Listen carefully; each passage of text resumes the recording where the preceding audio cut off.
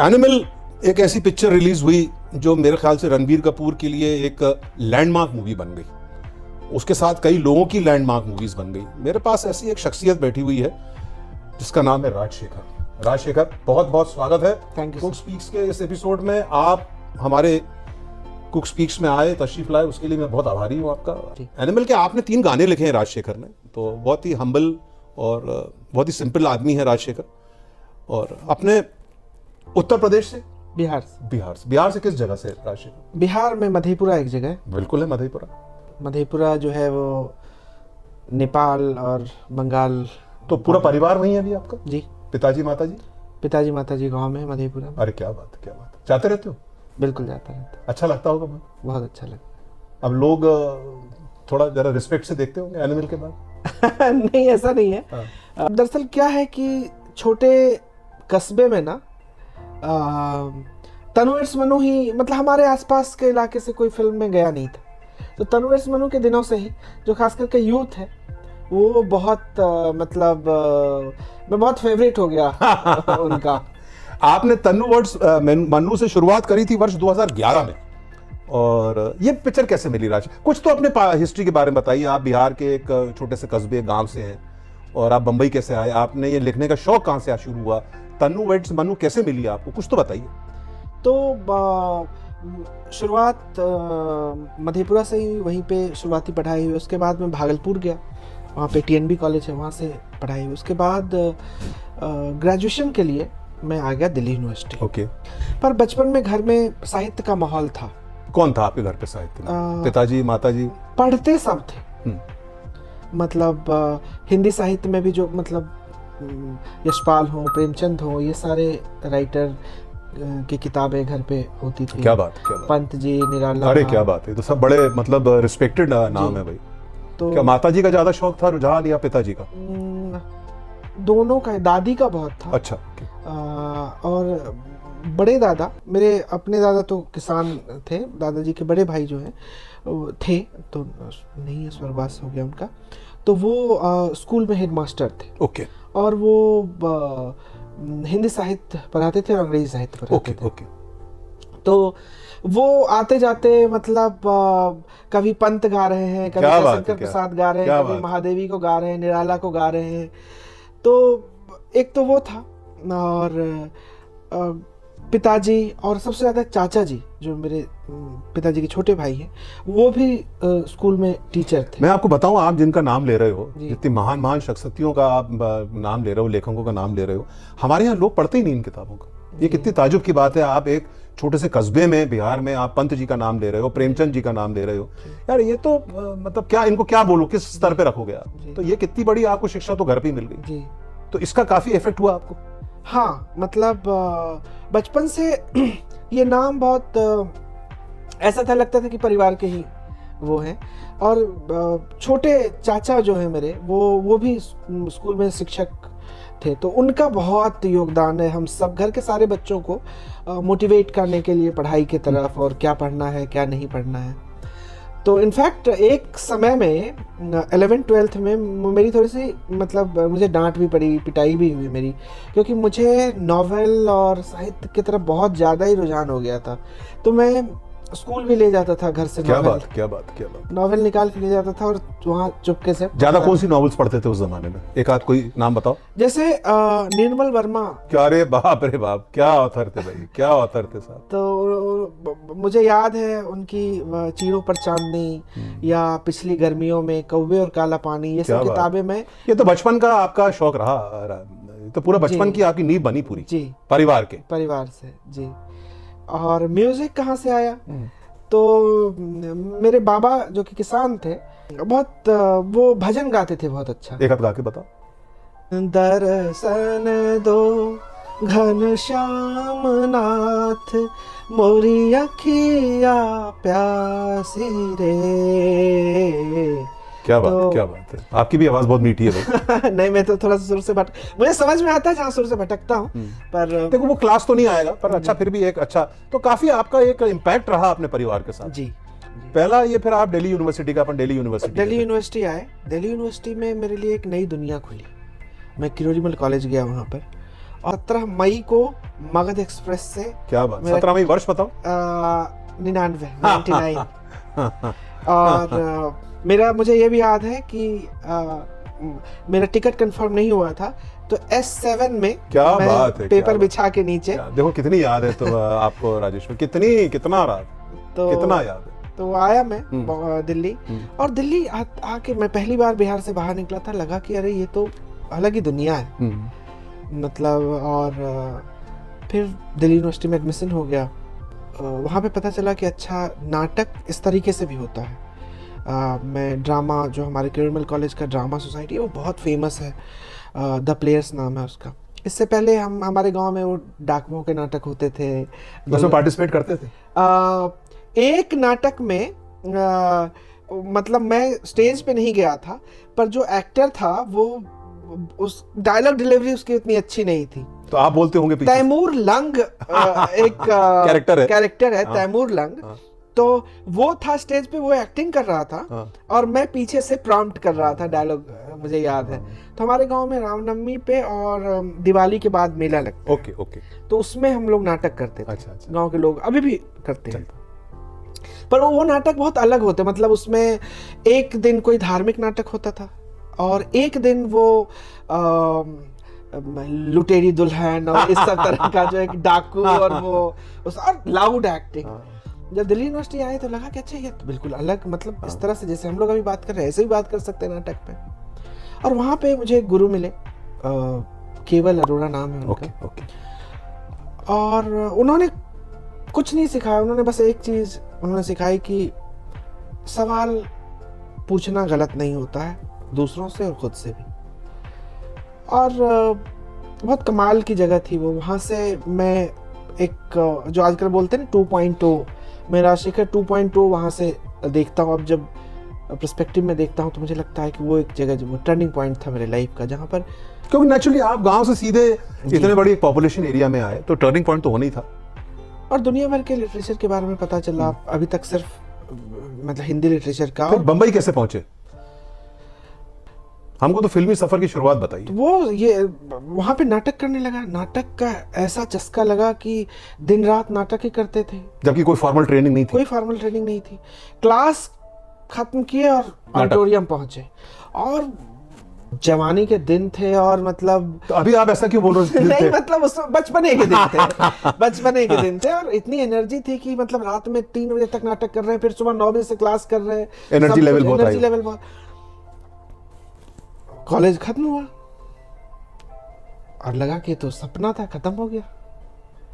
फिर सारे दोस्त चले गए, बहुत सारे दोस्त उसमें बॉम्बे चले, कुछ नेशनल स्कूल ऑफ ड्रामा गए, कुछ कहीं गए, ज़्यादातर दोस्त बॉम्बे निकल गए। अब एक शहर जिसमें आप की मतलब आप जिसमें जवान हो रहे हैं, जो शहर आपको इतने सारे दोस्त दे रहा है, उसमें दोस्तों के बिना वो शहर कुछ लग रहा था नीरस है। तो सब रस तो दोस्तों से था।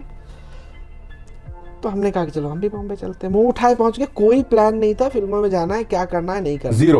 जीरो अंडर प्रिपेयर्ड से बंबई पहुंच गए। बॉम्बे पहुंचे, अब सरवाइव करने के लिए कुछ तो करना था। तो बाकी लोग असिस्टेंट डायरेक्टर की तरह काम कर रहे थे, तो हमने कहा हमें भी लगवा दो कहीं पे। तो हम भी लगे। किसके साथ लगे? कई लोग। शुरुआत में तो टेलीविजन में डायरेक्टर का नाम नहीं होता था, मतलब डायरेक्टर रोज बदलते थे। तो किसी दिन 7 दिन एक सीरियल में किया, 7 दिन दूसरे सीरियल में किया, पर आमदनी शुरू हो गई। शुरुआत में कोई आमदनी नहीं थी उसमें। पर ये था, सब जगह लोग कहते थे हम क्यों दे पैसा, हम तो तुम्हें ट्रेनिंग दे रहे हैं एक तरीके से। तो फिर उसके बाद जो पहला पैसा मिला था मुझे बॉम्बे में, वो मिला मुझे the great Indian comedy show करके एक आता था। उसमें मिला था मुझे। उसमें क्या किया था आपने? उसमें असिस्टेंट डायरेक्टर था। अच्छा, ओके। तो उसमें जब कॉमेडी का रुझान शुरू ही हुआ था हिंदुस्तान में, बिल्कुल अर्ली डेज, जिसमें अगर आप देखो राजू श्रीवास्तव आए थे, हमारे मध्य प्रदेश के भी थे, एक मुस्लिम में बहुत नाम, जी, वो भी आया, लंबा ये उसका होता था एहसान कुरैशी साहब। तो ये वो पीरियड की देन है सर, ये लोग। तो अच्छा, उस पीरियड में आप असिस्टेंट डायरेक्टर थे। 7 दिन किया, 10 दिन किया, और हर जगह से निकाल दिया। तो गाना कैसे लिखा तन्नू वर्ड्स मेनू के लिए? तो मैं बहुत घटिया असिस्टेंट डायरेक्टर था, मुझे ये बहुत बाद में पता चला। किसने बताया? मैं बहुत जगह से गालियां सुनी, तब लगा कि अच्छा मेरे अंदर भी कोई कमी हो सकती है। फिर आनंद जी को असिस्ट करने लगा, आनंद एल राय जो कि तन्वेट्स मनु के डायरेक्टर थे। क्या वो तो बड़े नाम थे उस वक्त भी। हाँ, और उन्होंने टेलीविजन में काफी उनका बड़ा नाम था, और वो टेलीविजन से फिल्म पे शिफ्ट हुए। तो उन्होंने एक बार मुझे कहा कि बेटा तू ऐसा क्यों नहीं करता, तू इतनी अच्छी कविताएं लिखता है, सुनाता है, वैसे कुछ फैमिली फंक्शन हुआ, घर में गेट टुगेदर हुआ तो उसमें कुछ सुनाया, तो तू गाने क्यों नहीं लिखता? तो मुझे लगा कि शायद ये इसलिए कह रहे हैं क्योंकि मैं इतना असिस्टेंट डायरेक्टर इतना खराब हूँ कि कह रहा है कुछ और कर ले बे। यहाँ से मुझे छुट्टी तो दे। हाँ। तो मैंने कहा कि अच्छा, बोला हाँ। तब तक मैंने कुछ नहीं सोचा था कि मैं गाने भी लिख सकता हूँ। तो हिमांशु शर्मा जो कि मेरा क्लासमेट था ग्लोरियन कॉलेज में, वो ये फिल्म लिख रहा था तन्वेट्स मनु, और मैं उस पर एज एन एडी भी काम कर रहा था, हिमांशु भी एज एन एडी काम कर रहा था। और फिर तो उसने भी कहा कि यार राय साहब बोल रहे हैं ऐसे गाना ट्राई करना कुछ। उन्होंने कहा कि हम डमी लिरिक्स लिखवाएंगे, अभी के लिए लिख लो, जब मेन राइटर आ जाएगा, मेन लिरिसिस्ट आ जाएगा, तो फिर भी अगर अच्छा रहा तुम्हारा गाना तो हम एक गाना तुम्हें देंगे। ठीक ठीक। तो हमने कहा ठीक है। हमने लिखा, पहला ही गाना लिखा, उनको सुनाया। कौन सा गाना था? गाना था ऐ रंगरेज मेरे, वडाली ब्रदर्स जी का गाया हुआ। तो ये तो बहुत खूबसूरत गाना है। तो उन्होंने सुना, तो उन्होंने कहा कि यार ये गाना तो बहुत अच्छा है, ये गाना तो हमें दे दो, ये गाना दे दो, ये गाना हम रखेंगे, ये अच्छा। डमी नहीं है, ये गाना फाइनल गाना है ही बहुत अच्छा, वो गाना है ही बहुत अच्छा। तो फिर उसके बाद उन्होंने एक सिचुएशन, तो ये मैंने अपने मन से लिखा था सिचुएशन पे, उन्होंने एक पहले गाने के लिए नोट कितने मिले थे? कुछ भी नहीं। कुछ भी नहीं। बाद में जब फिर दूसरा गाना उसी फिल्म का, उन्होंने कहा एक लिख, और फिर ये अच्छा बेटा ऐसा कर, यह सिचुएशन है, इस पे कुछ क्या आ रहा है दिमाग में? मैंने कहा सर यहाँ पे ठुमरी जैसा कुछ आ रहा है, क्योंकि मेरी एक विधिवत पढ़ाई हुई थी लिटरेचर की, तो उस तरीके से वो भी था। तो उन्होंने कहा ठीक है चलिए। पहला गाना आपका इम्प्रेस कर गया उनको? हाँ। तो आपको आप लोकेशन देने लगे कि बाकी सिचुएशन? हाँ। फिर एक वो गाना लिखा, कितने दफे दिल ने कहा। हाँ। तो वो भी मतलब इस तरह करके एक एक करके फिर उन्होंने कहा। इत्तेफाक है। हाँ, राजशेखर इत्तेफाक है ये, देखो यार, बिल्कुल बाई चांस वाली बात है। कहाँ आप मधेपुर से कहाँ दिल्ली टू बम्बई नौकरी, कहाँ असिस्टेंट डायरेक्टर जो खुद ही बोल रहे थे आप घटिया थे, उसके बाद आपने लिरिक्स लिखे और चल गया। तो देखिए बिल्कुल चांस की बात है। तो तकदीर को कहीं ना कहीं तो अपने को एक हिस्सा बनाना पड़ता है जीवन में। तो वो इस तरीके से पर आपको और ज्यादा ख्याति प्राप्त हुई जो दूसरी का सीक्वल बना था। ये एक बहुत इंटरेस्टिंग बात ये है कि तन्वेट्स मनु 1 का एल्बम खूब चला, खूब इंटरव्यूज हुए मेरे, मतलब BBC से लेके फिल्म फेयर और दुनिया जहान, टाइम्स ऑफ इंडिया और ये वो तमाम जगह इंटरव्यू, और 6 महीने तक तो सर नशे में थे। क्या बात? मतलब कि यार आज यहाँ बुलाया जा रहा है, कल वहाँ बुलाया जा रहा है, मस्ती थी। और मन में वो ख्याल आता था कि वो सुनते थे पुराने जमाने में शायरों को चिट्ठियां आती है, तो ऐसा फील होता था, आती नहीं थी पर ऐसा लगने ऐसा ही लगा था। उस मोड पे आ गए थे। हाँ।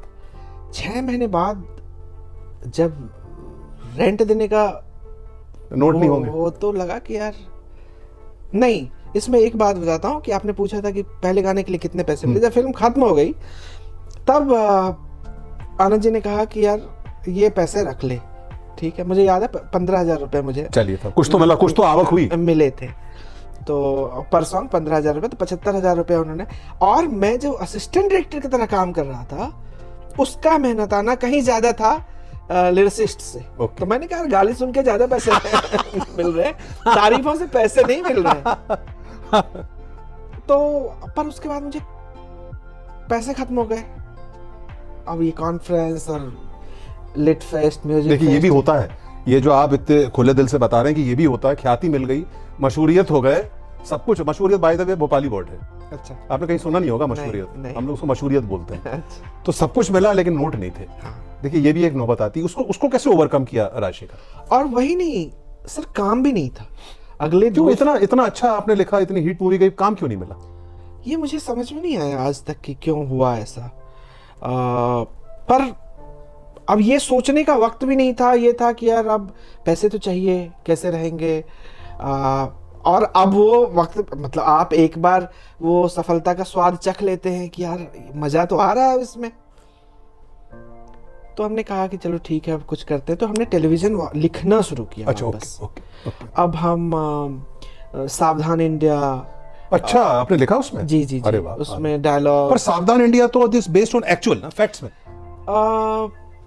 जो हम लोग सुनते हैं कि ये एक हकीकत की उस पे इंसिडेंट पे बेस्ड है। मैंने भी ऐसा ही सुना था तो मैं इसमें ज्यादा कुछ बोलूंगा नहीं।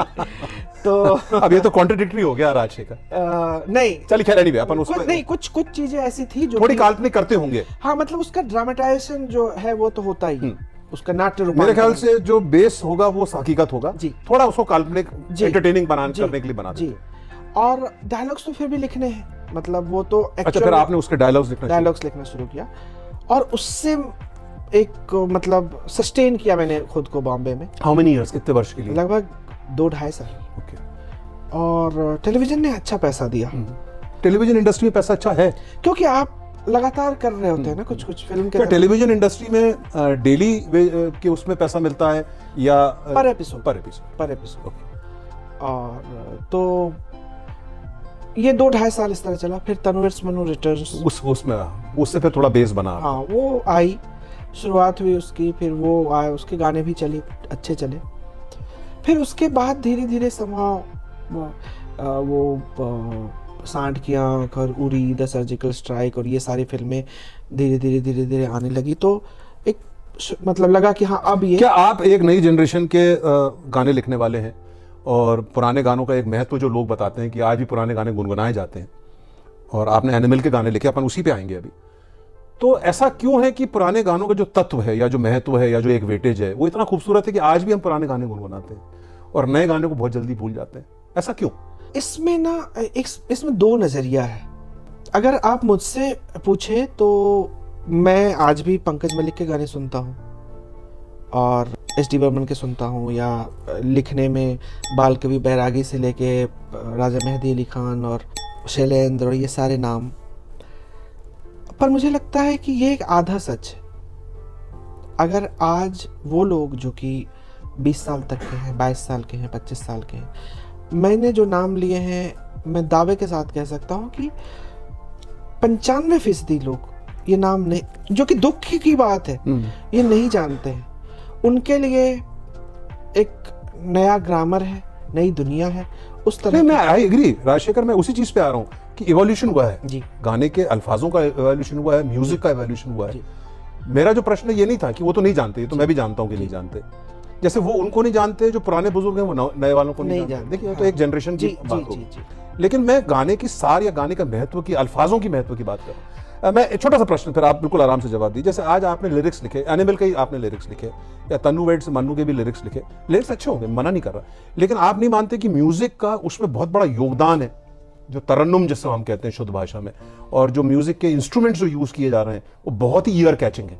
जो उस जमाने में क्या था, हारमोनियम था, तबला था, भाई ज्यादा से ज्यादा, और क्या था? अब तो आपके पास गिटार भी हो गया, आपके पास 100 चीजें हो गई।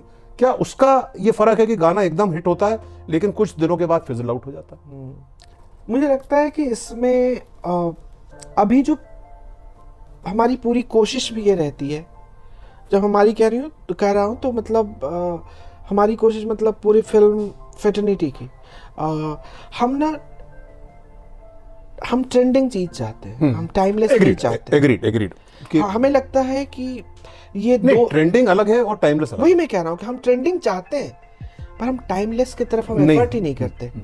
आपने ये बहुत अच्छा उदाहरण बता दिया कि अपन ट्रेंडिंग पे जा रहे हैं, अपन टाइमलेस पे नहीं। हम 7 दिन चाहते हैं कि 7 दिन गाना नंबर 1 पे रहे, उसके बाद ये गाना कोई सुने ना सुने, क्योंकि वो 7 दिन जो है वो फिल्म को ओपनिंग दिलवाएगा या वो OTT तक ऑडियंस लेके आएगा। मतलब लॉन्जिविटी ऑफ द लिरिक्स नहीं है कि आप लंबे अरसे तक उसको सुनेंगे। लिरिक्स, ट्यून, कोई भी चीज आप सडन मतलब इंस्टेंट लाइकिंग करें और फॉरगेट, हाँ, वो वाला मामला है।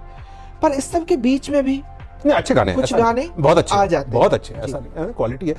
एनिमल में आ जा साहब, तो एनिमल जो प्राप्त हुई राजशेखर, उसके बारे में बताओ एक, और क्या एनिमल की मेकिंग में आपका क्या योगदान रहा, एनिमल की मेकिंग में क्या आपका एक्सपीरियंस रहा, कुछ यादें हमारे दर्शकों के लिए बताइए। तो मुझे नहीं पता था कि कोई एनिमल नाम की फिल्म बन रही है।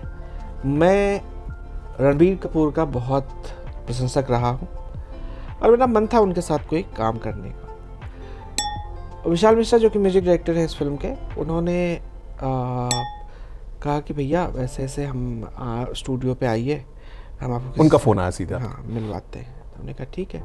विशाल छोटे भाई की तरह है, बहुत हम लोग साथ में काम कर चुके हैं। विशाल ने इससे पहले कबीर सिंह में भी एक गाना दिया, 2 गाने दिए थे। ओके, आपको? नहीं 2 गाना किया था उसने। अच्छा, ओके ओके, हाँ, ओके। विशाल मिश्रा ने खुद किया? हाँ, तो नहीं, मनोज मुंतशिर ने लिखा था ओके वो गाना। ओके। तो उन्होंने कहा कि ऐसे ऐसे हम मिलवाते, मुझे नहीं पता था कि क्या है। मैं गया स्टूडियो तो देखा कि वहाँ पे एक सज्जन बैठे हुए हैं। तो उन्होंने कहा कि ये संदीप सर हैं, संदीप वांगा, और आप राजशेखर हैं। हम लोग मिले और बात हुई। उस टाइम पे आपको उनकी हैसियत या अहमियत नहीं पता होगी? मुझे पता था कि ये कबीर सिंह बनाई है इन्होंने, क्या बना रहे हैं नहीं बना रहे हैं मुझे नहीं पता था कुछ। तो उन्होंने कहा कि एक सिचुएशन है ऐसे ऐसे, ये है ये है ये। मैंने कहा क्या फिल्म है? बोला एनिमल। मैंने कहा अच्छा, कौन है एक्टर? तो मुझे लगा शाहिद के साथ ही बना रहे। तो उन्होंने कहा कि ये रणबीर कपूर है। मैंने कहा अच्छा सच में, मतलब साइन वाइन हो गया? बोला हमने 20-25 दिन शूट भी कर लिया। अरे वाह, तो आपका एक सपना पूरा हुआ, नजर आया। हाँ, तो मुझे लगा कि यार वाह यार। तो फिर हमने, तब मैंने ज़्यादा सीरियसली उनको सुनना शुरू किया। हाँ, तो उन्होंने फिर सिचुएशन बताया। और बहुत ट्रिकी गाना था, जो पहले भी मैं गाना था, बहुत ट्रिकी गाना है फिल्म में। अल्फाज बताइए ना हमारे दर्शकों को। आपने जो 3 गाने लिखे, तीनों बताइए। एक तो पहले भी मैं, पापा मेरी जान और मरहम। तो पहले भी मैं एक ऐसा लव सॉन्ग है जिसमें कि हीरो लव का प्रॉमिस नहीं कर सकता, क्योंकि वो एक शादीशुदा आदमी है और वो असल में प्यार करता भी नहीं है। वो सिर्फ एक ट्रिक के तरह एक दिखाना चाहता है कि मैं तुम्हारी तरफ आकर्षित हूं, क्योंकि उसको कुछ जानकारी चाहिए। अब इसमें पेंच ये है कि आपके पास एक इतना अच्छा एक्टर है, हीरो है, कहने को लव सॉन्ग भी है पर लव सॉन्ग नहीं भी होना चाहिए। क्योंकि अगर वो प्यार के वादे करेगा, फॉरएवर्स के वादे करेगा वो, और कि हम 7 जन्मों तक साथ रहेंगे, तो वो झूठा साबित होगा, क्योंकि वो एक शादीशुदा आदमी है। Difficult situation to write a song. Yes, it was a difficult situation. तो मैंने कहा कि मजा आएगा इसमें कुछ करने में। तो उसमें ये लिखा कि पहले भी मैं तुमसे मिला हूं, पहली दफा ही मिलके लगा, तुमने छुआ जख्मों को मेरे, मरहम मरहम दिल पे लगा, गलत क्या सही क्या मुझे ना पता है, तुम्हें अगर पता हो बता देना, मैं अरसे से खुद से जरा लापता हूँ, तुम्हें अगर मिलूं तो पता देना, खो न जाना मुझे ढूंढते ढूंढते, तू ही दरिया तू ही मंजिल है, तू ही दरिया तू ही मंजिल है या कि दिल है, इतना बता, पहले भी मैं तुमसे मिला हूँ, पहली दफा ही मिलके लगा। क्या बात, क्या बात, क्या बात, बहुत खूबसूरत, बहुत खूबसूरत, तो बहुत खूबसूरत। ये मैंने सुनाया उनको, तो वो एकदम हाँ हो गई। उन्होंने कहा कि डन। मुझे एग्जैक्टली उन्होंने कहा कि सर आपने स्टेडियम के बाहर बॉल फेंक दिया, मार दिया, 6 मार दिया। तो ये तो है। नहीं, बहुत खूबसूरत, बहुत खूबसूरत। तो मैंने उनको मुखड़ा बस सुनाया था, तो उन्होंने कहा कि यह मुझे अब नहीं सुनना है आगे, मैं जा रहा हूँ शूट करने के लिए। फिर मैं ये गाना जब लिख रहा था तो मुझे ऐसे ही अपने राइटिंग टेबल पे लगा कि व्हाट इफ की लड़की इसको जवाब दे, जो जोया, जो तृप्ति डिमरी का कैरेक्टर है, वो जवाब देगी तो क्या देगी जी। तो यूजुअली फिल्मों में लड़कियों के खूबसूरती के बारे में बात होती है। मुझे लगा कि यहाँ पे अगर वो इसके बारे में बात, क्योंकि वो भी प्यार का वादा तो नहीं कर सकती, तो उसपे मरहम गाना जो कि बाद में आया, करेक्ट, तो वो था, वो एक रिप्लाई था जी, कि तुम्हारे बदन की महक ख्वाब सी है, मैं चाहूं कि इसमें ही खोई रहूं, मैं सुबहों को तकिए के नीचे छुपा के तेरे साथ शामों तक सोई रहूं, पूरे दिन बस तुझे ताकते ताकते, पहले भी मैं तुमसे मिली हूँ, पहली दफा है मिलके। बहुत खूबसूरत, बहुत खूबसूरत, बहुत खूबसूरत। तो इस तरीके से ये एक्सपीरियंस कैसा? फिर रणबीर कपूर जो आपको बहुत अच्छे लगते थे, उनसे मुलाकात हुई? उनसे मुलाकात हुई। कैसे लगे? व्यक्तित्व कैसा लगा? बहुत छोटी सी मुलाकात थी, फिर बहुत वार्म, हाँ। बहुत अच्छा लगा उनको।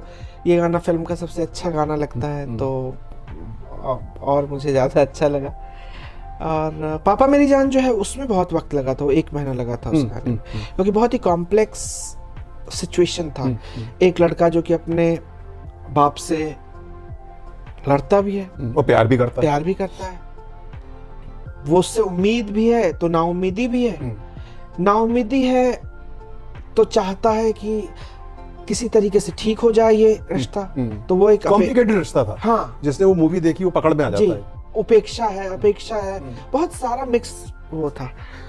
तो उसका एक बेसिक बता के वो शूट के लिए चले गए थे किसी दूसरी डिसीजन के लिए। तो मैंने ये जब पापा मेरी जान जब उनको सुनाया, फिर मैंने इसमें 13 स्टैंजाज लिखे अलग। अरे बाप रे, अरे बाप रे। क्योंकि मेरे पास भी वक्त था, डायरेक्टर शूट कर रहे हैं, मेरे पास वक्त तो वो था। 13 में से सिलेक्शन किया होगा इन्होंने। फिर हम लोग साथ में बैठे कि ये सही है, ये रख लेते हैं, नहीं इस दोनों में कौन सा ये बेहतर रहेगा। ओके। क्योंकि उसमें चॉइस आ गई उनके पास। जी, उनके पास चॉइस आ गई। जी। उसमें भी एक ट्रिक था कि उसमें जो रणविजय का बचपन है, जो रणबीर कपूर छोटा है, और जब वो एक ग्रोन अप मैन, दोनों जगह वो सिचुएशन, तो एक जगह बचपन की मासूमियत के साथ एक उम्मीद, और बाद में एक विजडम के साथ वो नाउम्मीदी, दोनों चीजों साथ को लेके चलना था। करेक्ट। तो इस तरीके से वो हुआ और उनको अच्छा लगा। सोनू जी ने गाया गाना। मैं उसी पे आ रहा था, बस मैं कह रहा था ना अपना कन्वर्सेशन में आपको एनिमल पे जाके खत्म करूंगा। 2 सवाल थे एनिमल के। जैसे हम लोग अपने टाइम की बात कर रहे हैं या अभी 10 साल पहले भी आप देखें, lyrics by Sameer, music by Nadeem Shravan. हमारे टाइम पे लिरिक्स बाय आनंद बख्शी, संगीत लक्ष्मीकांत प्यारेलाल, मजरू सुल्तानपुरी आर.डी. बर्मन, शैलेंद्र, शंकर जयकिशन। ठीक, ये बड़े फेवरेट कपल्स हुआ करते थे। अब ये मूवी में मैंने जब देखा, मैंने जब राजशेखर से बात करना चाहा तो मैंने कहा यार देखूं तो मैं काफी हैरान रहा कि इसमें जो हर्षवर्धन रामेश्वर जी हैं उनका तो एक बैकग्राउंड स्कोर रहा पूरा मूवी में, जो बहुत ही खूबसूरत था। लेकिन 6 या 7 म्यूजिक डायरेक्टर थे, कंपोजर थे, जिन्होंने हर गाना कंपोज किया। तो ये जो एक जो संदीप बंगा जी जो लाए, और बड़े वो उसमें वो जिद्दी थे जो कि मैं ये जो रिकॉर्डिंग करूंगा इसमें कोई नहीं आएगा, अपनी मर्जी से रिकॉर्डिंग करूंगा। ये एक्सपीरियंस कैसा आपको लगा कि ये क्या हुआ? मतलब 6 गाने अलग लोग कंपोज कर रहे हैं, गाते तो अलग हैं, तो एक ही म्यूजिक में 6-7 कंपोजर्स हो गए जी। ये एक्सपीरियंस कैसा लगा, या इसके बारे में क्या बोलते हैं? ये मामला दरअसल एनिमल के साथ नहीं शुरू हुआ।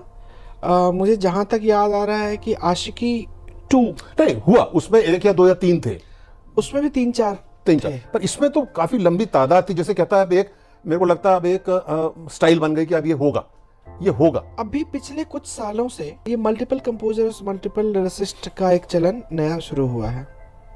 हालांकि बहुत सारी फिल्मों में शंकर जयकिशन के साथ शैलेंद्र और हसरत दोनों लिख रहे थे, लेकिन पर 2 लोग थे, 2 थे नहीं, पर फिर जो गाना म्यूजिक डायरेक्टर एक ही था। अब यहाँ पे तो म्यूजिक डायरेक्टर बैकग्राउंड का शंकर जयकिशन, ये अपने हर्षवर्धन बन गए, और 6 गाने अलग अलग कंपोज कर रहे हैं। वो फर्क है, क्योंकि अगर राजशेखर गाने लिखता है एनिमल के, मैं कह रहा हूँ 8 गाने राजशेखर लिखता, हो सकता है क्योंकि आप उस मोड में या उस दुनिया में घुसते तो एक अलग क्वालिटी दे पाते जी। ये मेरा सवाल जी। नहीं, बहुत अच्छा ऑब्जर्वेशन है आपका। एक तो कई बार ये होता है कि जैसे मैं कोई फिल्म कर रहा हूँ और मेरी सोलो फिल्म है, तो उन जगहों पे भी, उन कॉर्नर्स पे भी मैं कोशिश करता हूँ क्या यहाँ कोई गुंजाइश है कुछ और बेहतर करने की।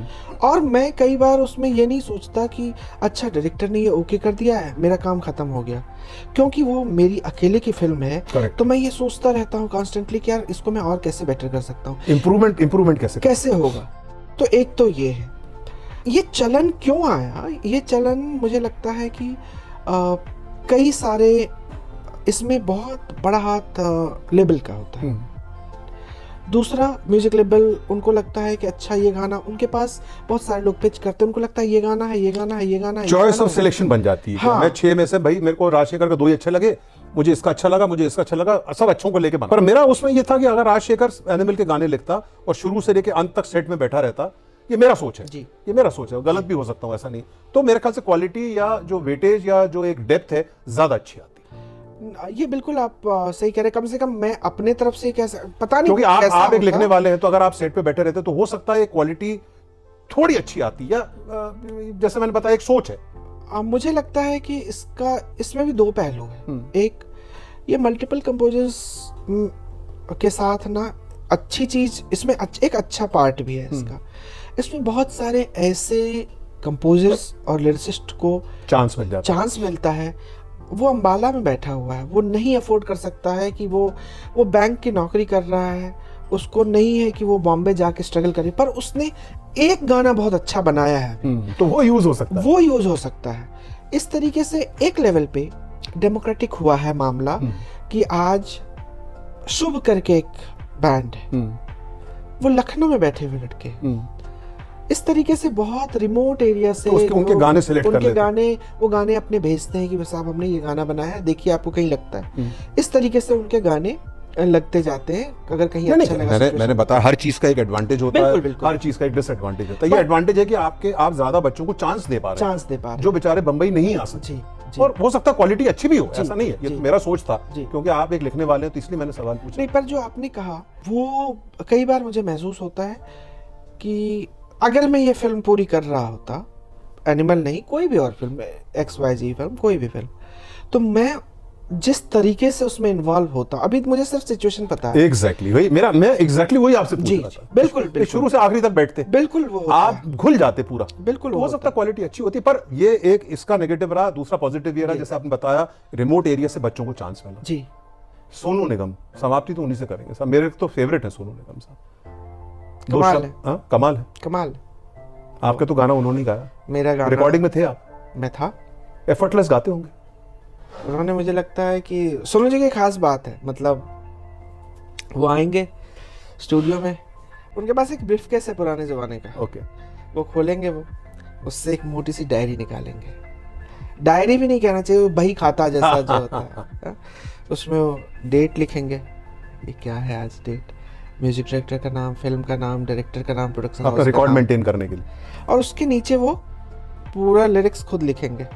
आप बोलते जाइए, वो लिरिक्स लिखेंगे, और एक लाइन पे लिरिक्स लिखेंगे, उसके नीचे वाली लाइन खाली रहती है उनकी, फिर उसके बाद लिरिक्स लिखेंगे, बीच में एक गैप रहता है, उसमें वो तोड़ते हैं गाने को। अच्छा, सरगम लिखेंगे, कहाँ उनको लिगैटो लेना है, कहाँ पे उनको विब्रेटो लेना है, कहाँ पे पूरा टेक्निकल जो है ना, गाना सुनते हुए वो करते, 2-3 बार सुनेंगे और वहाँ पे वो करते रहेंगे कि नहीं यहाँ पे मुझे ना सरगम को ऐसे ले जाना है, ये करना, वो फिर 1-2 बार ऐसे, फिर वो जाएंगे उधर, और एक ही टेक पे गाना कंप्लीट, जनरली एक टेक में गाना खत्म कर देते हैं वो, और उसके बाद वो बोलेंगे कि ये मैंने आपके तरफ से गाया, मैं यहाँ पे ऐसे एक्सप्रेस करना चाहता हूँ, मैं वो आपको दे रहा हूँ, आप देख लो, आप चॉइस है, फोर्स नहीं करते, नहीं, ये आप देख लो आपको कैसा लग रहा है, आप उनका एक सजेशन आ गया। हाँ, तो इस तरीके से एफर्टलेस, डिक्शन को लेके जो समझ है उनकी, और उससे भी ज्यादा जिस तरीके से वो इमोट करते हैं। आई थिंक अगर एक लेजेंडरी सिंगर में पुरानों को छोड़ दो तो मेरे हिसाब से वही बचे हैं, एक वही बचे हैं। बिल्कुल। राजशेखर, यहाँ से आगे का सफर कहाँ, एनिमल के बाद क्या, अभी कहाँ और किन किन फिल्मों के लिए गाने लिख रहे हो? अभी तो एक फिल्म आएगी बहुत जल्दी, नाम बताओ। फिर आई हसीन दिलरुबा। फिर आ रहे हो, क्या बात है, जो जयप्रकाश देसाई डायरेक्ट कर रहे हैं, सीरीज है नेटफ्लिक्स का, ये अपना मिसमैच सीजन 3। ओके, तो उसके लिए पहले और सेकंड सीजन के लिए भी मैंने लिखा था, उसका भी एक गाना बहुत पसंद किया गया, ऐसे क्यों उसके होठों पर अच्छा लगता है मेरा नाम, ऐसे क्यों कुछ भी बोले वो मन में घुलता है ज़ाफ़रान, गिरता है गुलमोहर ख्वाबों में रात भर, ऐसे ख्वाबों से बाहर निकलना ज़रूरी है क्या।